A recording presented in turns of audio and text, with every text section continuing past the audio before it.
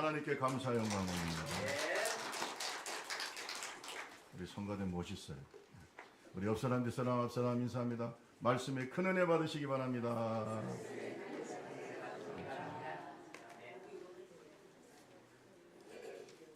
사순절 잘 보내고 계십니까? 사순절에 묵상해야 될 말씀 중에 오늘 말씀이 대단히 중요하다고 생각이 됩니다. 하나님께서 우리를 애국과 같은 세상에서 마치 이스라엘 백성들이 400년 동안이나 종살이하던 그런 애굽에서 모세를 통해서 구원하신 것처럼 죄와 사망의 권세에서 예수 그리스도를 통해서 우리를 구원하셨어요. 지금도 세상에 사는 사람들은 애국과 같은 세상 속에서 종노릇하고 있습니다. 자기들이 주인인 것 같아도 그게 아니고 어둠의 영 사탄과 세상의 종이 되어 살아가고 있죠. 하나님께서 우리를 구원하신 목적은 자기 백성 삼으시려고. 따라합시다. 하나님의 백성. 원래 하나님의 백성 아니죠. 하나님의 백성, 하나님의 자녀, 예배자. 그리고 시내산에서 율법을 주셨어요. 말씀을 주셨어요. 이 율법은 하나님의 법이죠. 하나님의 법을 지켜야 하나님의 백성이에요. 대한민국 사람은 대한민국의 법을 지켜야 되죠. 하나님의 사람은 하나님의 법을 지키는 사람들이. 따라합시다. 하나님의 법을 지켜야 된다. 그렇기 때문에 하나님께서 하나님의 백성에게 요구하시는 게 뭘까요? 법을 지키려면 어떻게 해야 돼요? 순종이죠. 순종을 배우지 않고 아직도 세상의 생각과 세상의 가치관과 세계관의 세상의 세계관을 따라서 세상의 흐름에 따라서 살아가는 사람이 하나님의 백성인가 회의가 들어요. 여러분, 하나님의 백성은 하나님의 법에 순종해야 됩니다. 어떤 때는 내 감정에 맞지 않을 수 있어요. 내 생각에 맞지 않을 수 있고 또 내 경험에도 도저히 맞지 않을 수 있지만 하나님이 원하시면 하는 게 순종이에요. 요나같이 불순종하는 것이 아니라 정말 하나님의 뜻이고 그것이 내 감정에 맞지 않아도 하나님이 하라고 하면 하는 게 순종이에요. 그래서 자기를 하나님의 뜻 앞에서 말씀 앞에 꺾어야 됩니다. 그걸 많이 꺾은 사람이 성숙한 사람이에요. 따라합시다. 하나님의 말씀 앞에서 나 자신을 꺾어야 된다. 왜냐하면 우리 속에 죄성이 있거든요. 이걸 계속 내세우면 순종할 수가 없죠. 그래서 이걸 자꾸 꺾어야 돼요. 끊임없이 내 속에 있는 자아를 죽이고 내 속에 있는 그런 하나님이 기뻐하지 않는 감정과 싸워 이기고 용서하고 싶지 않은 사람도 하나님께서 야 오늘 부침개 하나 만들어 가서 좀 용서하고 사이좋게 지내라. 그럼 어떻게 해야 돼요? 죽어도 안 해요? 어떻게 해야 돼요? 안 할 모양이네. 죽어도 어떻게 해야 돼요? 그거 뭐 감정으로는 안 맞지만 부침개 하나 만들어서 가야죠. 요즘에 부침개 만드는 시대가 아닌가? 뭘 선물 하나 사가라가 하나님께서 말씀하시면 여러분 따라합시다. 먼저 손을 내밀어라. 먼저 손을 내밀어라. 그게 하나님의 뜻에 순종하는 거야. 우리는 이 작은 것도 안 하죠. 내 감정에 충실해. 내가 싫으면 싫은 거예요.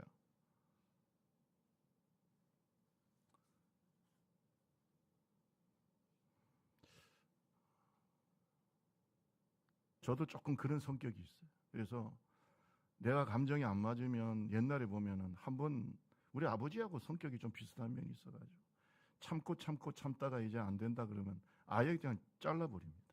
잘라버려. 너는 안 되겠구나. 딱 잘라버려. 이런 성격이에요. 저도. 그래가지고 우리 아버지가 그러시더라고요.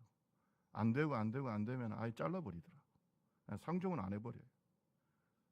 근데 내가 그렇다고 해서 상종을 안 하면 목회하겠습니까? 그렇죠? 그런 성격을 고쳐야죠.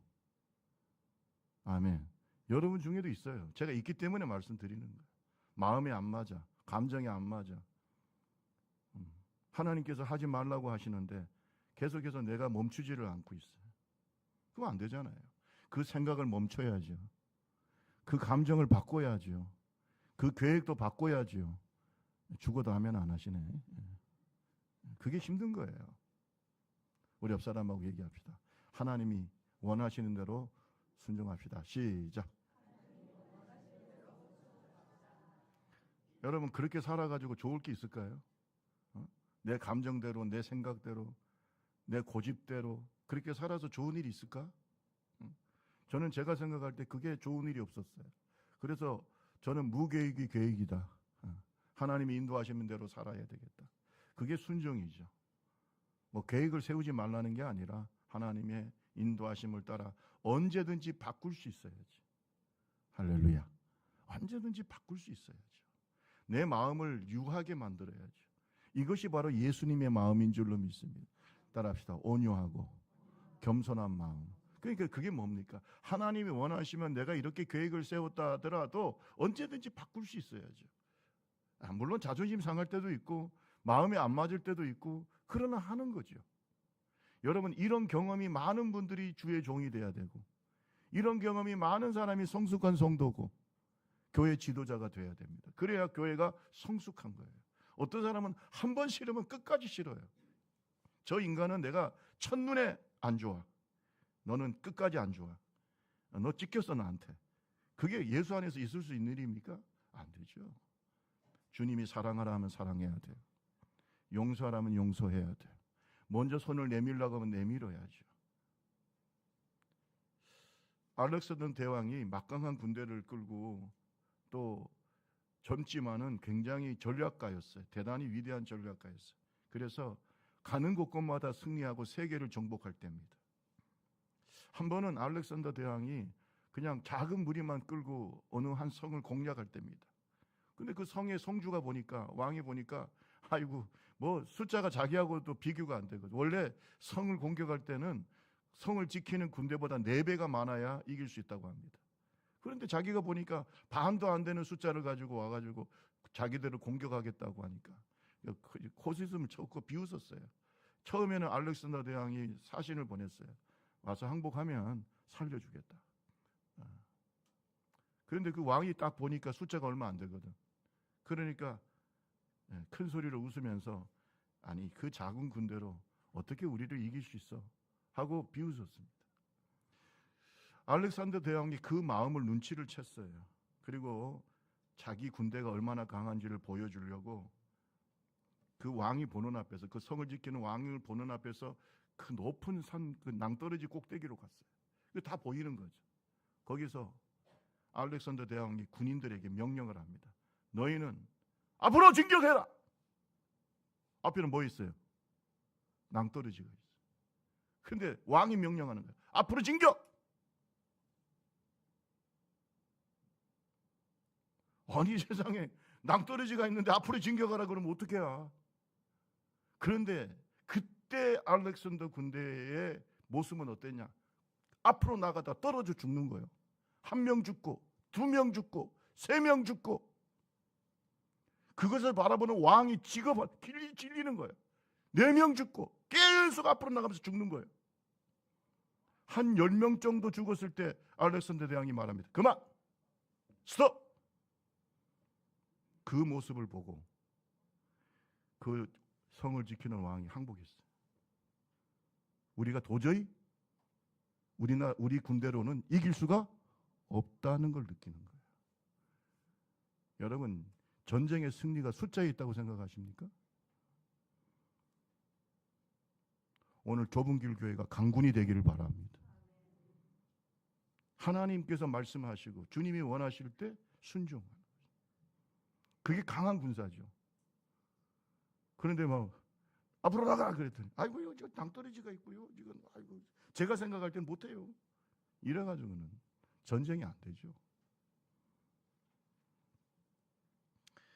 아브라함이 100세 때 얻은 아들 이삭을 바치라고 주님께서 명령하셨을 때 모리아산으로 가서 그 100세 때 얻은 아들을 하나님께 드립니다.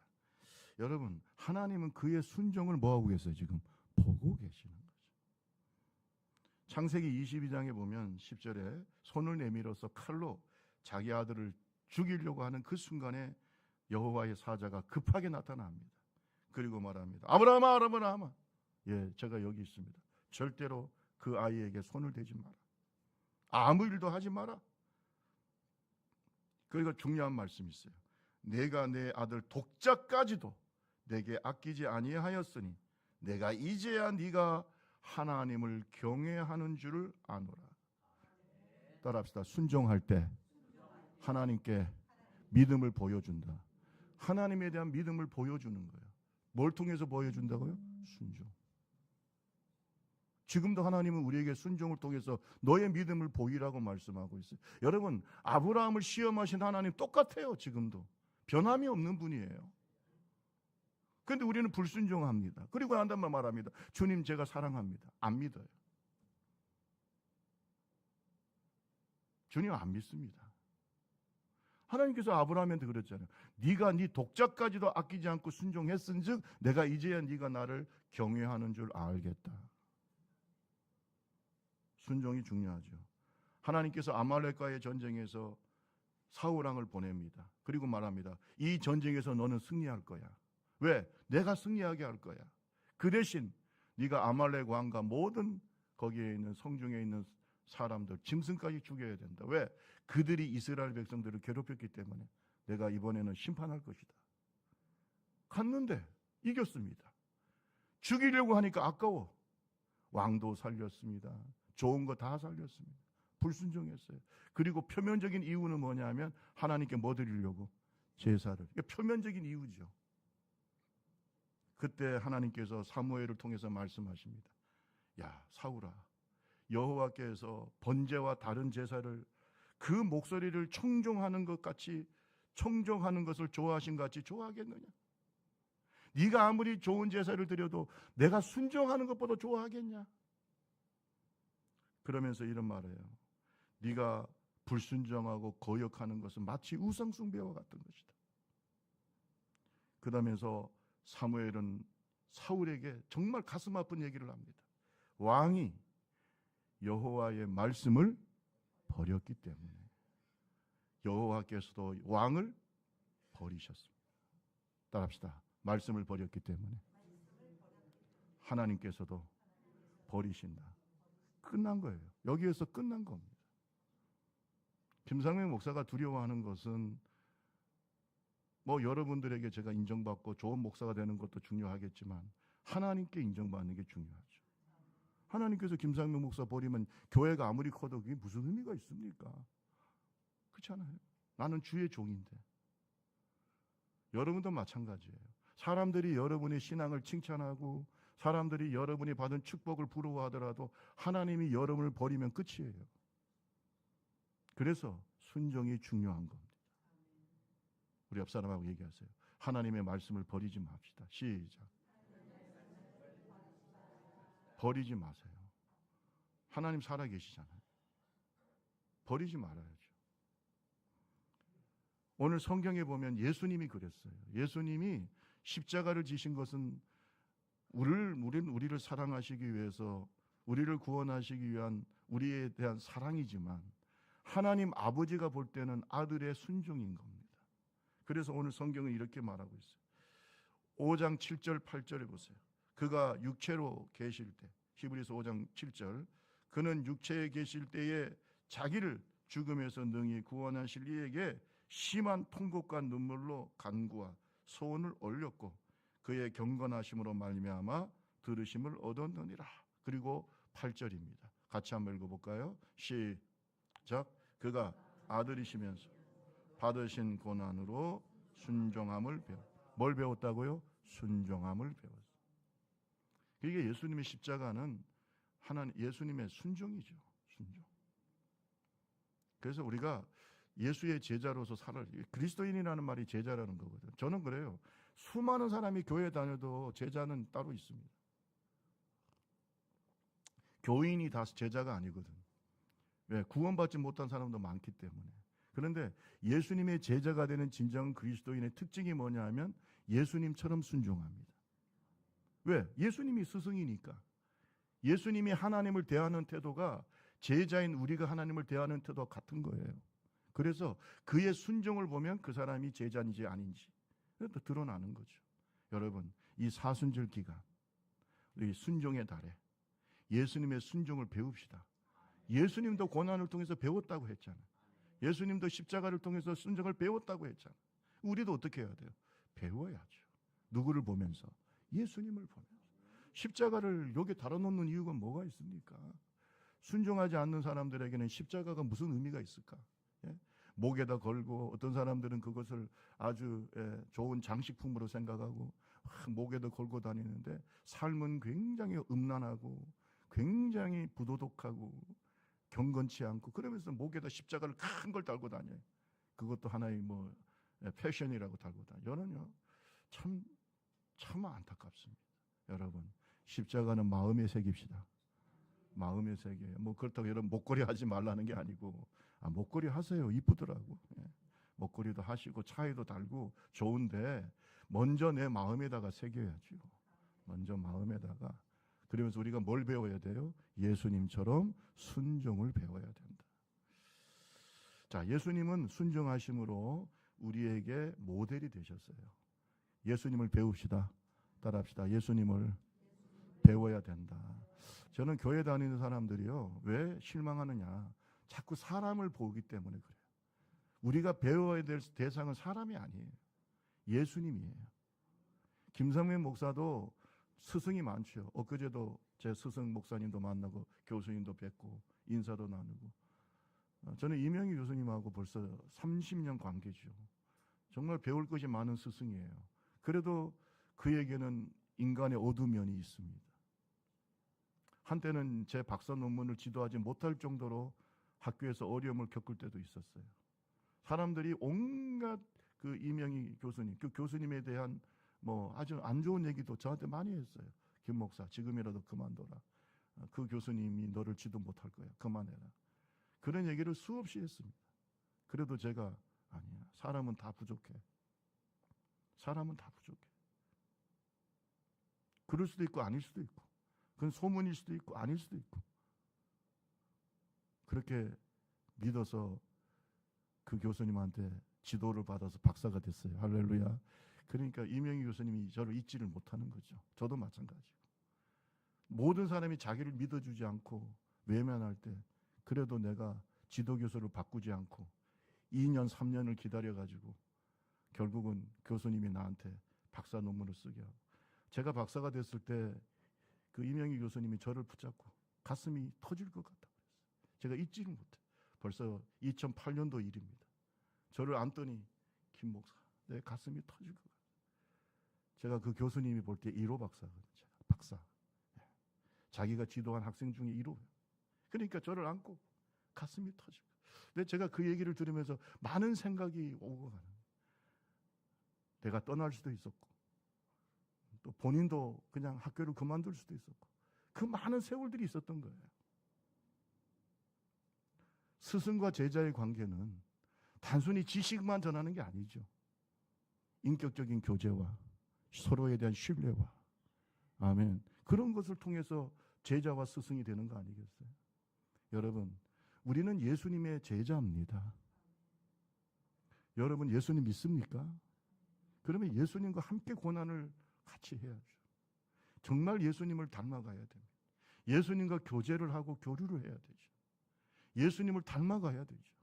사람을 닮은 게 아니에요. 옆에 있는 사람들이 여러분들의 스승이 아닙니다. 우리의 스승은 예수 그리스도예요. 사람은 우리에게 실망을 줄 수도 있습니다. 불완전하니까. 따라합시다. 그럴 수도 있다. 여러분, 절대 그럴 수 없다고 생각하지 마세요. 그럴 수 있어요. 사람이니까, 죄인이니까. 그러나 예수 그리스도는 절대 우리를 실망시키지 않는 완전한 스승인 줄로 믿습니다. 그래서 예수님은 우리 기독교 영성의 신앙의 원천이실 뿐만 아니라, 하나님이시니까 원천이실 뿐만 아니라 우리가 닮아가야 될 모델이 되시는 거예요. 그래서 여러분, 그 사람이 어디에다가 신앙의 초점을 맞추고 살아가느냐를 보면 그 사람의 영적 성숙이 드러나는 거죠. 우리는 항상 예수 그리스도를 바라봐야 됩니다. 예수 그리스도를 닮아가려고 해야 돼요. 나의 부족한 점을 예수 그리스도를 통해서 계속해서 바꾸어 가야 되고, 아멘, 배워가야 되고 고쳐야 되고. 예수님은 육신으로 이 땅에 오셨기 때문에 우리의 모델이 되십니다. 요한복음 1장 14절에 보니까 말씀이 육신이 되어 우리 가운데 거하심에 우리가 그의 영광을 보니 아버지의 독생자의 영광이요 은혜와 진리가 충만하더라. 여러분, 예수 그리스도에게 은혜와 진리가 충만해요. 우리가 예수를 닮아가면 은혜와 진리가 충만해요. 따라합시다. 예수 닮아가면은 은혜와 진리가 충만해진다. 저는 그런 사람들이 얼굴이 달라요. 예수를 계속 닮아가는 사람은 예수님처럼 은혜와 진리가 충만해지는 거예요. 어떤 사람은 교회 다니면서도 마음이 허하고 마음에 좌절감이 생기고 마음의 어둠을 이겨내지 못하고, 왜 그런 줄 아세요? 예수를 닮지를 않기 때문에. 예수로 충만해지지 않으니까. 예수가 주인이 아니니까. 여전히 자기가 주인이고, 그러니 은혜와 진리가 없지요. 욕망이 가득할 뿐이죠. 예수가 주인이 되면, 예수님이 우리의 마음의 주인이 되시면 은혜와 진리가 충만해진다. 에베소서 4장 15절, 그래서 이렇게 주님은 말씀하십니다. 성경을 볼까요? 우리 다 같이 읽어봅니다. 오직 시작. 오직 사랑 안에서 참된 것을 범사에 그에게 잘할지라. 그는 머리니 곧 그리스도라. 교회가 예수님이 교회의 머리가 되죠. 우리가 예수에게까지 어떻게 하라고요? 자라가야 돼. 여러분, 이 사순절 기간 예수님 배웁시다.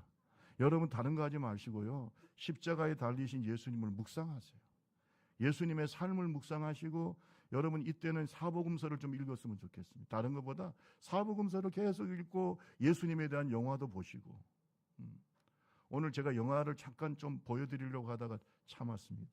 다음에 보여드릴게요. 잠깐 보여드릴게요. 여러분, 예수 그리스도를 통해서 우리가 무엇을 생각해야 되고, 나를 어떻게 생각해야 되고, 우리가 예수님에 대해서 계속 묵상을 해야 되는 거죠.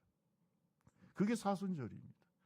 사순절 기간뿐만 아니라 우리가 그냥 우리의 하늘나라 가는 순간까지 예수님 묵상하세요. 그러면 행복해요. 아멘. 다른 거 묵상하면 골치 아파. 정치 지도자들 시끄러운데 그 사람들 계속 묵상하면 그냥 열불이 나요. 예? 그죠? 사회 현상이나 이런 걸 묵상해 보세요. 좀 힘들어. 그러나 예수 그리스도를 묵상하면 묵상할수록 은혜와 진리가 충만해진다. 따라합시다. 예수님을 묵상할수록 뭐가 충만하다고요? 은혜와 진리가 충만해. 얼마나 행복해. 아담과 예수님의 차이에 대해서 성경은 말씀하고 있죠. 여러분, 아담과 예수님의 가장 큰 차이가 뭘까요? 바로 순종입니다. 로마서 5장 18절에서 19절에 보면은, 그런즉 한 범죄로 많은 사람이 정죄에 이른 것 같이 한 의로운 행위로 말미암아 많은 사람이 의롭다 하심을 받아 생명에 이르렀느니라. 우리 19절 한번 읽어볼까요? 시작. 한 사람 순종하지 아니함으로 많은 사람이 죄인이 된 것, 한 사람이 순종하심으로 많은 사람이 의인이 돼. 보세요. 한 사람 아담이 순종하지 않아서 우리 모두가 다 죄인이 되었는데, 한 사람 예수 그리스도의 순종으로 우리가 다 의롭게 되었어. 그러니까 아담과 예수님의 차이는 어디에 있어요? 순종에. 그럼 우리가 뭘 배워야 돼요? 뭘 배워야 돼요? 근데 우리 속에 있는 이 옛성은 원래 아담의 후손이기 때문에 이 죄성이 있어요. 계속 하나님께 불순종하고 싶은 마음, 내 감정에 충실하고 싶은 마음, 내 욕망에 충실하고 싶은 마음, 우리 속에 이 죄성, 옛사람이 계속해서 우리를 괴롭혀. 그러나 새 사람, 예수 그리스도를 통해서 거듭난 사람은 예수님을 닮아서 순종하려고 해. 여러분, 옛사람을 새 사람이 이기기를 바랍니다. 옛사람을 새 사람이 이기기를 바랍니다. 끊임없이 우리가 예수님처럼 순종하고 내 악한 욕망을 꺾고 내 감정을 꺾고 내 속에서 주님이 말씀하시는 대로, 이게 선한 양심이잖아요. 선한 양심이 나에게 말씀하시는 대로 하세요.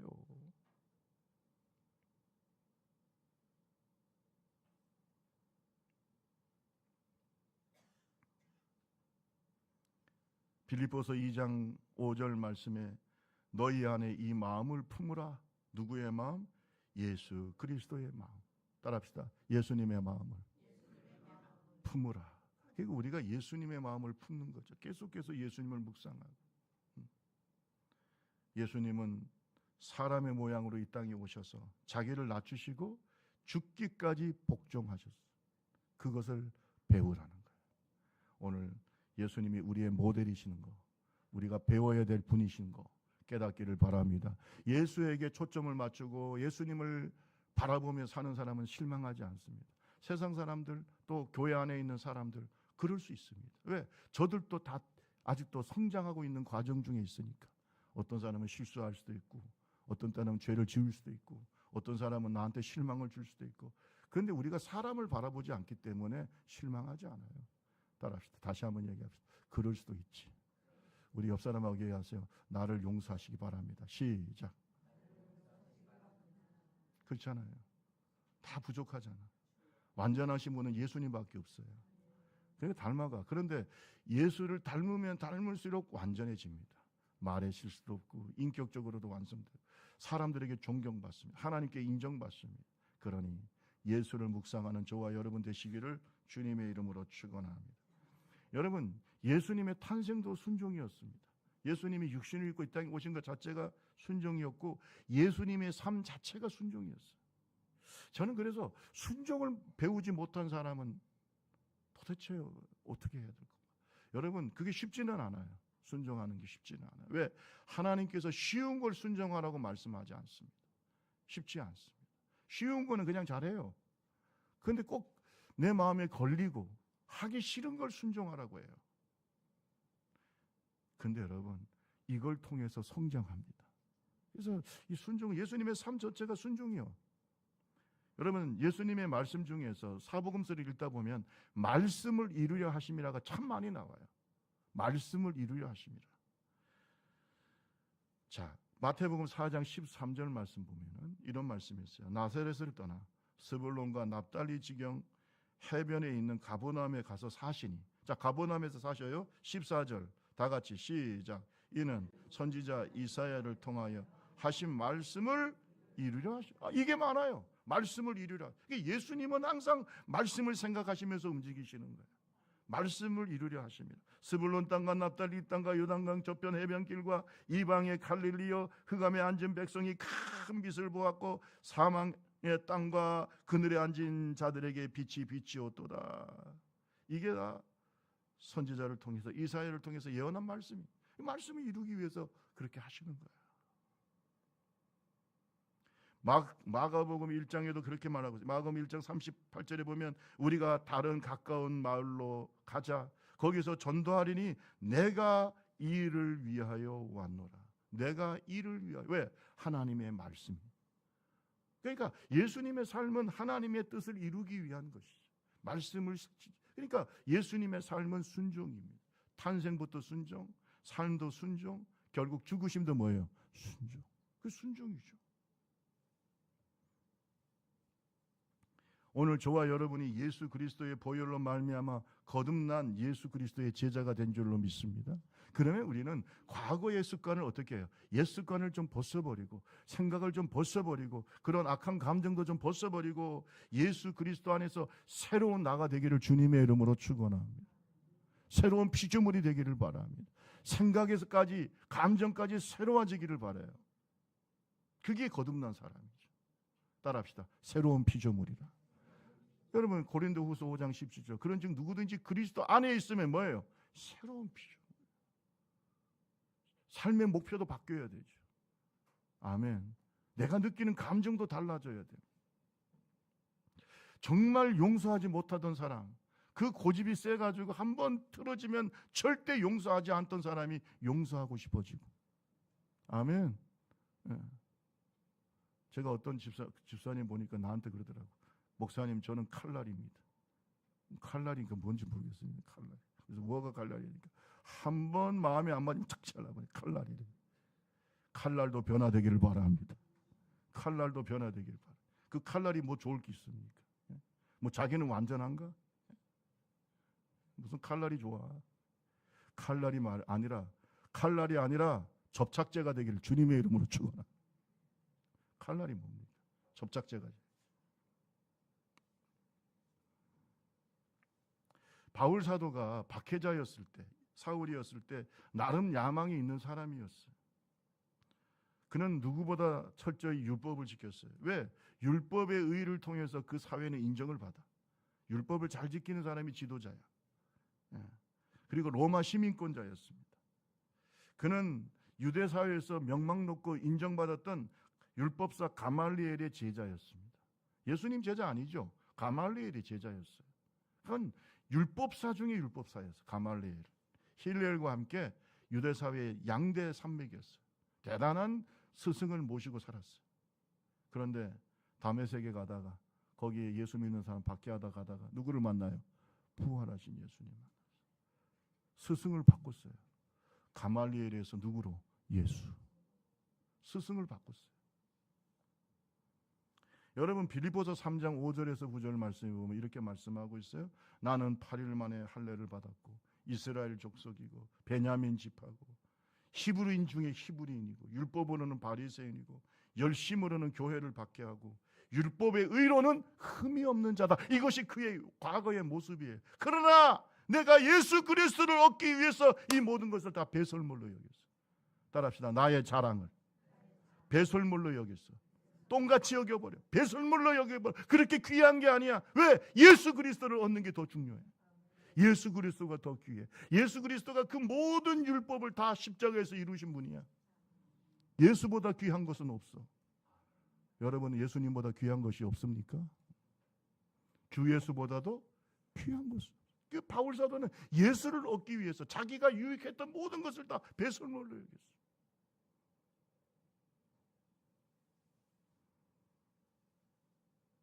여러분 거듭난 바울의 삶의 목표는 오직 예수 그리스도예요. 오직 예수가 그를 통해서 존귀케 되는 게 목표였어요. 여러분 이러한 바울 사도의 모습은 광야의 소리로 예수님의 길을 준비했던 세례 요한의 모습과 닮았어요. 예수님을 위해서 세례 요한은 나는 쇠하여야 되겠고 예수님은 흥해. 여러분은 어떠세요? 어떤 사람은 교회에서 자기를 자꾸 세워. 자기를 세워. 죽어요. 왜 자기를 세워? 교회에서. 교회는 예수님의 제자들의 모임이에요. 따라합시다. 내가 죽고 예수가 살아야 된다. 예수를 드러내서 예수를. 아멘. 왜 예수를 드러내지 않아요? 우리 교회는 그런 분들이 많지 않지만은 여러분 생각해 보셔야 돼요. 교회가 분란이 일어나고 분쟁이 일어나고 다툼이 일어나고 왜 그런 줄 아세요? 인간인 내가 나타나니까. 내가 인간적으로 자꾸 드러나니까 거기에서 사람은 좋아하지 않아요. 여러분 내가 드러나는데 좋아할 사람이 어디 있습니까? 아무도 좋아하지 않아. 그리고 드러나는 나의 모습은 경건하고 아름다운 모습이 아니에요. 이기적이고, 그죠? 이기적인 나의 모습만 드러나는 거죠. 옛사람의 모습이 드러나. 옛사람의 성깔, 옛사람의 고집, 옛사람의 목표, 이게 자꾸 드러나. 여러분 그러니까 교회에서 분쟁이 생기는 거예요. 갈등이 생기는 거예요. 사람들이 그래. 아이고 왜 저래 저 사람이. 여러분 교회는 영적인 공동체고 훈련소입니다. 우리 자신이 자꾸 드러나려고 해요. 자꾸 드러나려고 해. 그런데 옆에 있는 분들이 왜 저래? 저러지 않았으면 좋겠어 라고 하는 게 느껴질 때는 빨리 죽이세요. 아멘. 빨리 죽이세요. 그리고 누구를 드러내야 돼? 예수를 드러내야죠. 교회에 많은 사람들이 실망하고 떠나는 이유가 그런 것이죠. 근데 여러분 자기를 변화시키는 게 중요합니다. 그렇게 자꾸 이렇게 떠나는 분들은요, 또 자기를 또 안 죽여. 그러면 안 되죠. 이 공동체에서 자기를 죽여야죠. 훈련돼야 됩니다. 아멘. 우리 옆 사람하고 한번 얘기할까요? 나를 죽이고 예수를 좀 세웁시다. 시작. 그렇게 합시다. 그러면 분쟁이 없어요. 예수님이 드러나는데, 예수님이 영광을 받으시는데 무슨 분쟁이 교회 안에 생기겠어요? 그렇잖아요. 김상명 목사가 저를 막 자랑하기 시작합니다. 여러분 제가 이거 하고 저거 하고 뭐 어쩌고 저쩌고. 여러분 중에 어떤 사람 그럴 거예요. 우리 목사님 대단하네 참. 그런데 그 말이 그 칭찬으로 들릴까요? 여러분 그러지 말아요. 그냥 하나님 예수가 드러나면 돼요. 그래서 바울 사도가 빌립보서 1장 20절 21절에 보면 나의 간절한 기대와 소망을 따라 아무 일에든지 부끄럽지 아니하고 지금도 전과 같이 온전히 담대하여 뭐라고 했어요? 살든지 죽든지 내 몸에서 뭐예요? 그리스도가 존귀되게 하려 하나니 이는 내가 사는 것이 그리스도니 죽는 것도 유익하다. 따라합시다. 내 몸에서 그리스도가 존귀케 되기를 원합니다. 하나님께서 우리 교회를 축복하셔서 제가 지방회장도 되고 우리 장로님은 또 이제 장로연합회 총회에서 또 회장이 되시겠죠. 이럴 때일수록 예수가 드러나야 돼. 예수가 드러나. 아멘. 절대로 안 됩니다. 자기를 자꾸 드러나면 교회가 힘들어져. 교회 공동체가 힘들어져. 예수가 드러나야 돼. 그것이 우리 교회가 모델이 돼야 돼. 그래서 우리 교회 오시는 분들을 잘 섬겨야 돼. 아, 우리 교회는 회장이 2명이나 있어? 이런 게 아니고 오시면은 잘 섬겨. 믿습니까? 야, 좁은 길 교회는 참 대단한 교회다. 꼭 기억하시기 바랍니다. 우리가 누구를 배워야 돼요? 예수를 배워야 돼요. 우리를 통해서 삶의 목표가 바뀌어야 돼. 예수님이 존귀케 돼야 돼. 예수님이 존귀케 되는 사람은 절대로 그 인생이 후회가 없어요. 이번에 우리가 선교 갔을 때도 선교하는 모든 우리 주의 종들이 오직 예수를 존귀케 하니까 모든 거기에 있는 오신 분들이 다 우리 교회를 축복하고. 아멘. 제가 그랬어요. 이 교회를 위해서 우리 좁은 길 교회가 새벽마다 기도하고 있다고 하니까 너무나 감사해요. 너무나 감사해요. 그런데 우리가 가가지고 우리가 한국에서 왔다고 존경받기를 원하고 대접받기를 원하고 사랑받기를 원하고, 여러분 그 교회 다시는 오라고 하지 않아요. 그런데 비록 미얀마 교회지만 우리가 섬기고 여러분 얼마나 섬긴지 몰라. 우리 8분의 주의 종들이 얼마나 섬긴, 여러분을 대표해가지고 정말 섬겼어요. 그러니까 또 오세요, 또 오세요, 내년에도 오세요. 한번 읽어보세요. 밑에 보세요. 제가 붙여놨잖아요. 내년에도 또 오시면 안 될까요? 주여. 기다리는 거예요. 기다리는 거예요. 여러분, 예수 닮을무시다. 우리를 통해서 예수가 존귀케 되기를 바랍니다. 이렇게 살아야 이것이 바로 진짜 예수님의 제자입니다. 여러분, 예수님의 순종은 십자가가 크라이막스예요. 그의 삶이 순종이었지만 예수 그리스도의 십자가를 통해서 그 순종을 통해서 하나님의 뜻을 이루신 줄로 믿습니다. 십자가 위에서 예수님이 하신 최후의 말씀이 뭡니까? 다 이루었다. 여기에서 구원이 완성이 되고 오늘 저와 여러분의 복음이 완성이 되고 예수 그리스도의 십자가의 죽으심을 통해서 저와 여러분이 구원받게 된 줄로 믿습니다. 하나님의 뜻이 이루어 예수님의 순종이 아니었다면 오늘 저와 여러분이 여전히 죄 가운데 있고 우리는 구원을 받을 수가 없어요. 여러분 5장 7절에서 8절 말씀 한 번 더 읽어볼까요? 자, 우리 히브리서 5장 7절 8절입니다. 그는 시작. 그는 육체에 계실 때 자기를 죽음에서 능히 구원하시리 심한 통곡과 눈물로 간구와 손을 그의 경건하심으로 말미암아 들으심을 얻었느니라. 그가 아들이시면서도 받으신 고난으로 순종함을 배워. 아멘. 여기서 보니까요, 주님께서 십자가를 지시기 전에 그 죽음 앞에서 능히 자신을 구원하실 이에게 하나님께 심한 통곡과 눈물로 간구와 소원을 올렸다. 이게 겟세마네 기도입니다. 예수님이 겟세마네 기도를 해요. 하나님, 할 수만 있으면 내 잔을 옮기소서. 여러분, 예수님은 육신으로 입고 오셨기 때문에 그 십자가의 수치와 그 고난이 왜 주님의 마음속에 이게 부담이 안 되겠습니까? 그런데 예수님은 말씀하십니다. 나의 원대로 마옵시고 아버지의 그게 순종이에요. 따라합시다. 나의 원대로 마옵시고. 누구의 원대로? 아버지의 원대로. 주님, 이 십자가 말고 다른 길은 없나요? 이 십자가 말고 이 인간들을 구원할 다른 길은 없나요? 이 십자가 말고 내 제자들을 구원할 다른 길은 없나요? 예수님이, 하나님이 말씀하십니다. 없다! 그것이 나의 능력이요 그것이 나의 지혜야. 없어! 주님의 음성을 딱 듣는 순간에 주님께서 나의 원대로 마옵시고. 누구의 원대로? 아버지요. 여러분, 십자가는 예수님의 순종이에요. 제자들에게 예수님이 겟세마네에서 기도할 때 뭐라고 하셨냐? 고민하고 슬퍼하시며 간절히 이렇게 얘기합니다. 내 마음이 매우 고민하여 죽게 되었다. 괴로워서 죽을 지경이야. 이렇게 제자들에게 말했어요. 하지만 주님은 순종하셨어요. 순종하셨어요. 여러분 예수님의 십자가의 순종이 쉬운 게 아니었습니다.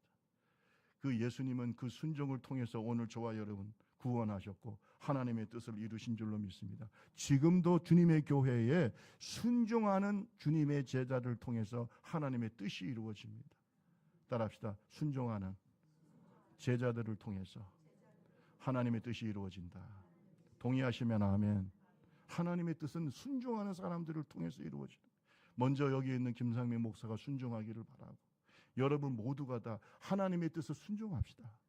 그것을 위해서 우리가 부름을 받았어요. 그것이 어떤 때는 예수님처럼 십자가 짐 같은 고생일 수가 있어요.